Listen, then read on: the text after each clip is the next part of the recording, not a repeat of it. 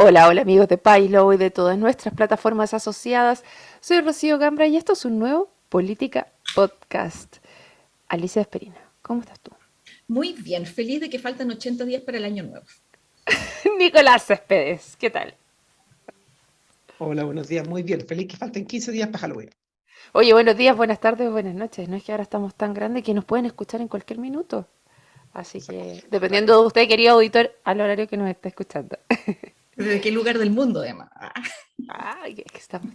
Obvio, porque cuando Héctor Maturana se va lejos a pasear, nos escucha en Estambul, por ejemplo. Pero ya está de vuelta nuestro querido Héctor Maturana, lo hemos tenido algunos días.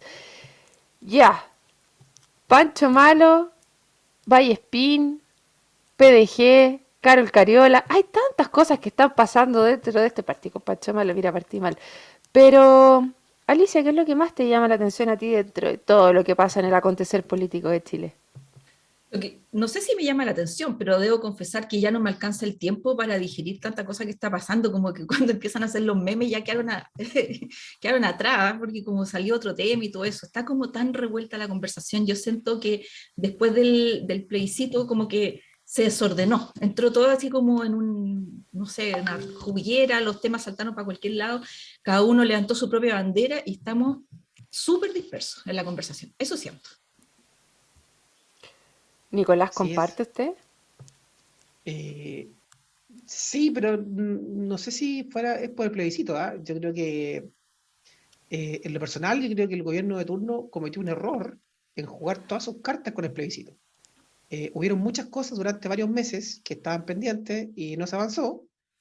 Proyectos, licitaciones, otras leyes, normas, nombramientos y cosas por el estilo, que cuando llegó el plebiscito y el resultado fue rechazo, como que se juntó todo. Entonces ahora cada parlamentario tiene un kilo de excusas para no aprobar o para contradecir algún tema importante. O sea, no, yo no hago esto si es que me aprueban esto. Y ahí se divide la cosa. Ya no se concentra en una sola cosa, que como necesitamos consenso, necesitamos concentrar cosas, y pasa lo contrario, porque como ya hay muchos intereses divididos, ya cada grupito de interés se va a su área y salen por todos lados muchas noticias de cosas políticas, administrativas, nombramientos. Ayer salía, por ejemplo, el diputado de la Yugo hablando de que el presupuesto de salud aumentó 100 pesos, que, que era ridículo que no iba a aprobar él y su bancada nada. Entonces, cada uno se va a su área. El diputado de la Yugo es doctor médico, por tanto, se fue al área de salud, y así cada uno se va alargando a su especialidad, a poner presión, ya que está también sobre la mesa la ley de presupuesto 2023. Así es, sí, también me acordaba del diputado Lilayú, pero son 100 pesos por persona. Una cosa así, no es como que aumentó solamente 100 pesos el presupuesto de la vez Pero, anterior. Ya, pero igual hace pero una pequeña los parches diferencia. curitas valen 500 pesos en la calle. Así es. Bueno, esto no nos alcanza ni para un parche curita por persona. Oye, Alicia, tú tenías también dentro de esta misma línea algo que sí pudiste digerir y revisar con mayor detalle. Cuéntanos ahí un poquito. Sí, yo quería que hablemos un poquito de la EDR. ¿Qué es la EDR? Es la Estrategia de Desarrollo Regional. ¿Qué cosa es Otra eso? más. Es un documento que hay que ir haciendo cada 10 años porque, a ver, se supone que lo que uno quiere hacer en una región debe obedecer a cierta estrategia y por eso se llama Estrategia de Desarrollo Regional, ¿no es cierto? En donde, ¿cómo se hace? La cabeza de la región, que antes era el intendente y ahora es el gobernador, se supone que convoca a un proceso de diálogo con todas las fuerzas vivas, las organizaciones sociales de la región, y entre todos elabora lo que es una estrategia. Eso es en la teoría. Este documento, dice en el mismo documento, convocó a 1.548 personas que se reunieron en 64 talleres a conversar respecto de esto. Por lo tanto, participación ciudadana, check. Nadie podría pensar que esta cosa se hizo a puertas cerradas, se hizo con mucha participación. ¿Y qué salió de ahí? Salieron muchísimas iniciativas, para ser exacto, 192 iniciativas que se supone que tienen que guiar la inversión de la región. ¿Cuál es el pero? ¿Y por qué quiero que conversemos de esto? Porque esto no es nuevo, esto ya se hizo, por lo menos tenemos una publicada que todos pueden revisar, que es la que se hizo para el 2009 al 2020, que la hizo el intendente Sergio Galilea en su época en Bachelet 1, que tenía 328 iniciativas. Entonces, si Ya. uno se va una por una, se da cuenta que estamos hablando de lo mismo. De lo mismo. Entonces yo digo, ¿para qué seguimos armando tantas iniciativas si no somos capaces después de hacer las bajadas, de hacer el plan, de ver las metas, de ver cómo esto se va a ir monitoreando al año 1, al año 2, al año 3, al año 5, e ir cerrando capítulos? Oye, Entonces, Alicia, mi crítica respecto a esto, y con esto les entrego la palabra, es que tenemos que cambiar nuestra forma de hacer las cosas. Siento que la forma está equivocada. Por eso quiero poner el tema sobre la mesa. pero de las 398 ¿quedan son los 192? O sea, de las que... No, ¿No? no, no, ese documento para atrás, chao, vamos a partir de cero. Ahora nosotros, las 1500 y tantas, 548 personas, participan desde la nada y empiezan a soñar y empiezan a ver ahora qué podemos hacer. Mi punto es, si es que tú ya traías algo conversado desde el 2009 a esta fecha, ¿por qué no coges ese documento y ves si es que eso se logró? Y si se logró, perfecto, sumemos unas nuevas. Y si no se logró, veamos por qué no se lograron antes de seguir repitiendo. Efectivamente, yo creo que se toman algunas cosas del pasado porque hay programas del gobierno regional que están enfocados a eso, porque 10 años es bastante tiempo donde las distintas unidades del gobierno regional se dedican a hacer algo. Por ejemplo, los presupuestos están destinados al Plan Patagonia Verde, por ejemplo. Yo recuerdo claramente el Plan Patagonia Verde, que fue un plan que se hizo con mucha participación. Nacieron, no sé, 500 y tantas iniciativas para la Patagonia, y de esas no se hizo prácticamente ninguna. Algunas lucas de ahí salieron para el MOP para poder pavimentar los caminos, pero el gran grueso de ese programa no se hizo porque fue pensado así de una manera estratosféricamente desarrollada. Vamos a hacer un puente acá, vamos a hacer un túnel por acá, vamos a hacer cosas que serán imposibles, y por lo tanto no tuvo buen resultado. Así que parte de la estrategia regional es reconocer las falencias que hay a nivel presupuesto, a nivel administrativa, para que se cumpla. Eso ocurre en todos los tipos de estrategias, y de hecho yo les puedo hablar de mi caso específico en los planes maestros de transporte, que son en el fondo planes estratégicos que generan una cartera de proyectos. Los planes de maestros de transporte también están pensados a 10, 15 años, pero se actualizan de manera equivocada. ¿Por qué? Porque se actualizan cuando pasa el tiempo y no cuando se hacen los proyectos. Entonces yo puedo tener un proyecto de 40 y han pasado 10 años y lo tengo que actualizar. Y en el fondo la actualización es como el aumento de flujo, pero no hay nada, no ha cambiado mucho. Algunos edificios por aquí, algunas poblaciones por acá, pero la estructura de la ciudad no ha cambiado. Entonces, ¿qué es lo que falta para que esto funcione, o sea, adecuadamente decente? Es que se actualice no cuando llegue un político nuevo, porque es bien bonito el informe, no sé si lo vieron, tiene una imagen así super full HD, y caras de rostros políticos con primer plano y todas esas cosas. Entonces, lo que hay que hacer es actualizarlo cuando se cumpla un porcentaje del plan. Ya sabéis que cuando cumplamos el 50% del plan, empecemos a trabajar en la actualización, de manera que sea una actualización donde uno se pueda agarrar, porque si uno actualiza algo que no ha cambiado, es meramente política, y eso es lo que estamos viendo hoy día. El caso de la última milla, por ejemplo, que llegaba más del 90% de la población rural con Internet, no se ha hecho, se dejó listo a principios de este año, se firmó un convenio por casi 15.000 millones de pesos, y eso no ha avanzado. Y eso es parte de la estrategia regional. Y la que está ahora justamente dice lo mismo, que hay que poner internet a la gente. Entonces, ¿qué pasa si vamos a repetir lo mismo cada 10 años para tener un papel bueno? Yo totalmente de acuerdo con lo que dice Alicia. No es un juguete político, sino que es una forma en saltar al desarrollo en las zonas que están más rezagadas en la región de los lagos. Oye, para bajar un poco la conversación de sus esferas como súper ingenieriles, la pregunta es ya, de lo que ustedes leyeron, ¿esto viene con algunos indicadores de progreso? Por ejemplo, a los tantos años tenemos que tener tal, o es solamente una declaración de buenas intenciones.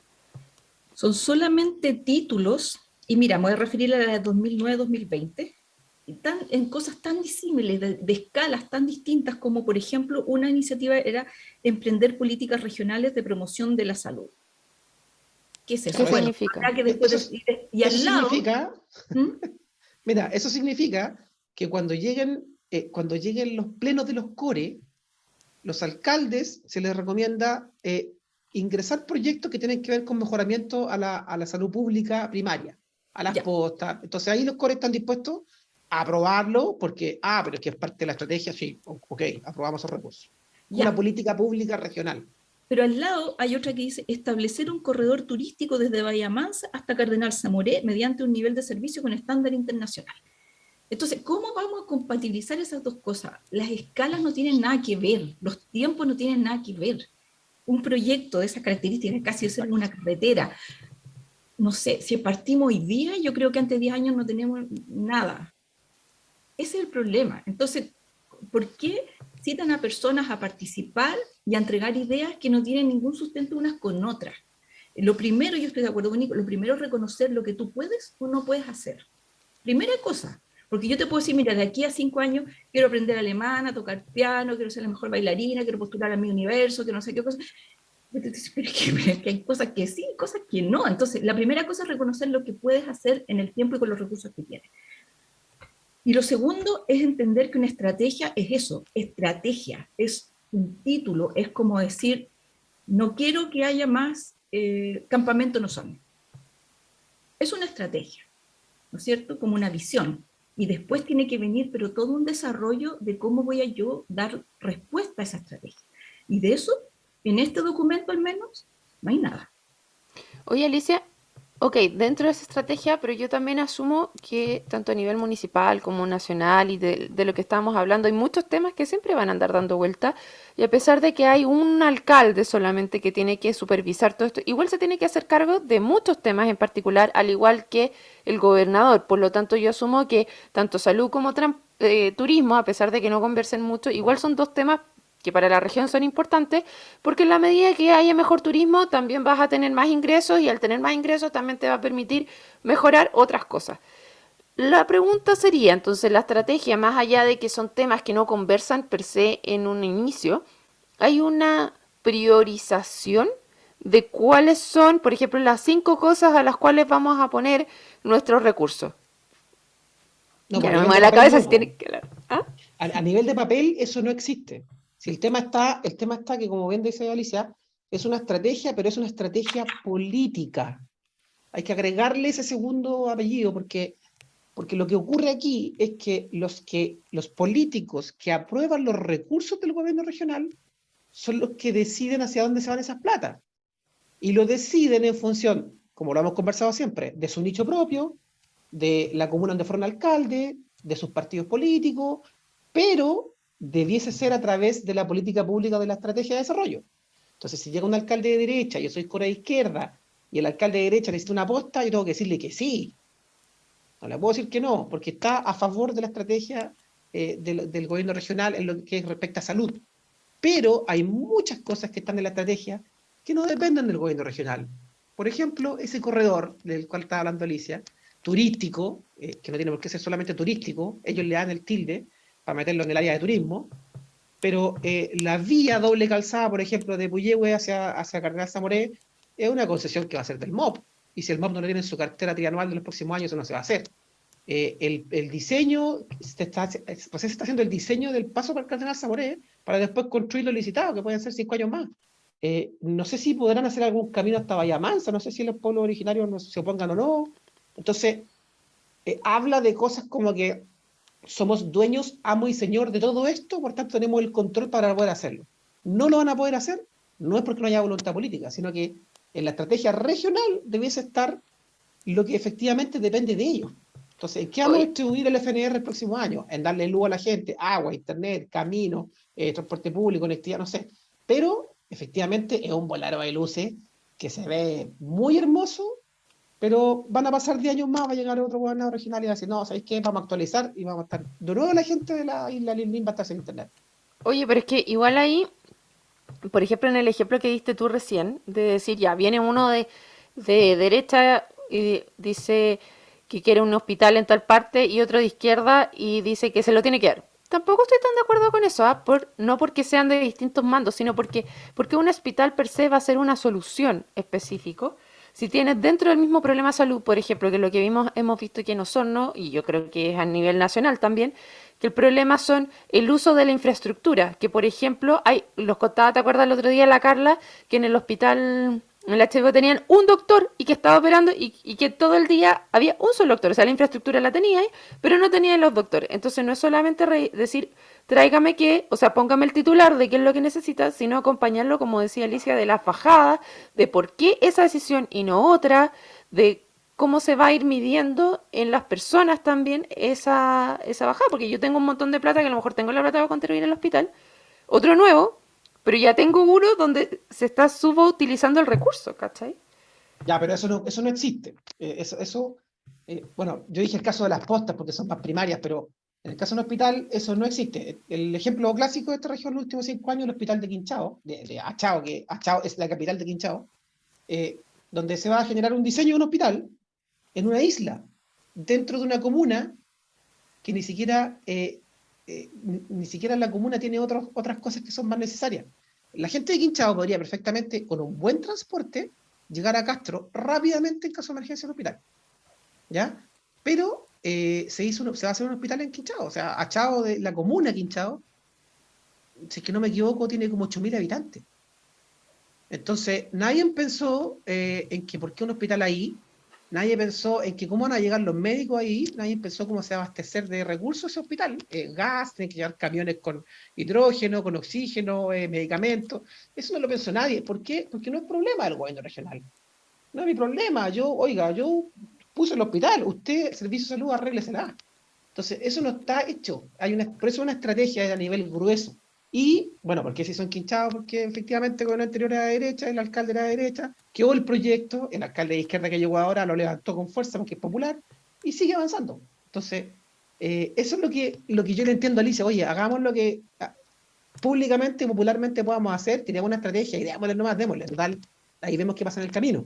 Y eso es lo que ocurre, en el camino se van quedando votados todos estos proyectos y al final el porcentaje de cumplimiento de esta estrategia no supera el 20%, el 15%. Mira, son muy pocos los proyectos donde los cores se ponen de acuerdo para una estrategia. Recuerdo hace 15 años atrás más o menos, que fue la estrategia de electrificación, donde se puso harta plata para poner luz eléctrica en muchos lugares aislados de la región. Ese es un acuerdo, por ejemplo, que sirve por una estrategia, pero eso ocurre cada 15 años, entonces podría ser ahora en el tema del Internet, pero la estrategia completa es muy complicado que llegue a buen puerto y por eso es importante mejor acotar por niveles. Primero cumplamos con esto, segundo cumplamos con esto. Y esa priorización de la que tú preguntabas no existe porque además es una decisión de cada core cuando prueba los recursos. Puede que políticamente se pongan de acuerdo y aprueben otra cosa que no tiene nada que ver con la estrategia. Y además, leyendo este documento, me faltó la comisión de armonización. ¿En qué sentido? Porque, Claro. por ejemplo, en la página 75 ponen como objetivo reducir el déficit habitacional. Bueno, obvio, ¿quién no querría, no es cierto? Es lógico. Y no depende de ellos.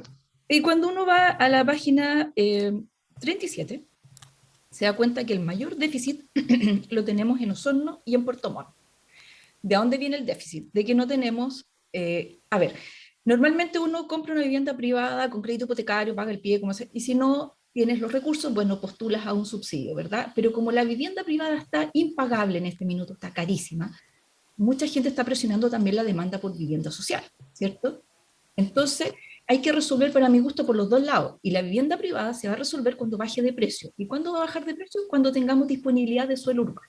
Y eso es lo que no tenemos en este minuto. Por lo tanto, eso se resuelve dentro de muchos otros instrumentos, revisando y actualizando los planes reguladores para dotarnos de suelo urbano. Bueno. Que se demoran 15 años más. Y si se van a la página 97, se van a dar cuenta que la priorización de planes reguladores no considera ni a Osorno ni a Puerto Montt. Los ponen como no prioritarios. Entonces, explíquenme la cuestión. ¿Cómo vamos a salir de ese cacho? Porque en el fondo, en el mismo documento me dicen que hay que hacerlo, me dicen dónde está la mayor demanda y después me dicen, estos no son prioritarios. No, Comisión de armonización. Comisión de armonización, alguien que le pegue una revisada. ¿Y por qué se da eso? Porque claro, las 1.500 personas trabajaron en grupos dispersos, obvio, porque no pueden estar hablando todos de lo mismo. Entonces, alguien trabajó en el déficit, otro en los planes reguladores, otro en este, pero nadie conversó. Entonces, para mí, esto tampoco es una estrategia. Oye, se me había olvidado preguntarte, Nico, estuve escuchando el fin de semana de la mega ciudad que quieren hacer, que es juntar Puerto Varas y Puerto Montt, y que no estaba muy contento. Sale eso también ahí dentro del plano, ¿no? Sí, lo que pasa es que hace unos 5 años atrás, más o menos, el MIMBU, que genera hoy día los planes reguladores metropolitanos en Chile, cambió su estrategia y lo que antes llevaba a 500.000 personas para poder definir una zona metropolitana, cambió creo que a 300.000, si es que no me equivoco.